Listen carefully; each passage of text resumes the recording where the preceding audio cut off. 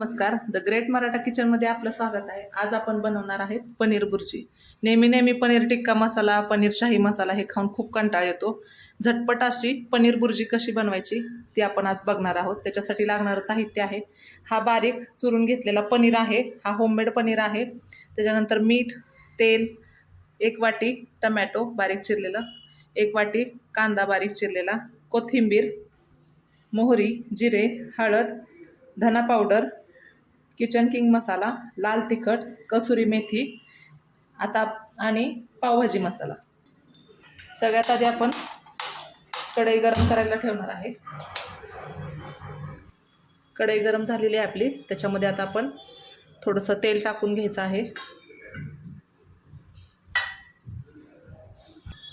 सगळ्यात आधी तेल गरम झालं की मोहरी टाकायची आणि मोहरी व्यवस्थित तडतडली की त्यानंतर त्याच्यामध्ये आपण जिरे टाकणार आहेत।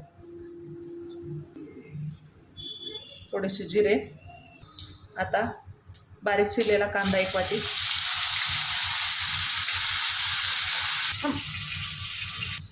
कांदा आपला लालसर परतला, 1 चमचा किचन किंग मसाला, 1 चमचा पावभाजी मसाला, अर्धा चमचा धने पावडर, थोडीशी हळद।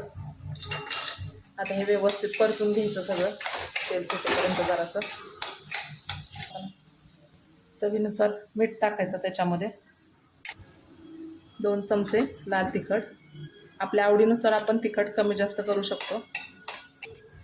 ह्यात 2 चमचे आपण बेसन पीठ टाकणार आहे बाइंडिंगसाठी, म्हणजे व्यवस्थित अशी एकसारखी घट्ट आणि चांगली ग्रेव्ही तयार होते बुर्जीला। आता हे मसाला शिजण्याइतपत थोडंसं ह्याच्यामध्ये पाणी घालून ह्याला व्यवस्थित शिजवून घ्यायचं। ग्रेव्ही शिजत असतानाच थोडीशी कोथिंबीर ॲड करायची, आणखीन थोडीशी वरून आपण कसुरी मेथी टाकणार आहे टेस्ट येण्यासाठी एक वेगळी, नाही टाकली तरी चालू शकते। ग्रेव्ही आपली आता व्यवस्थित शिजली। आता त्यामध्ये आपण बारीक चुरलेला पनीर ॲड करून घ्यायचं आहे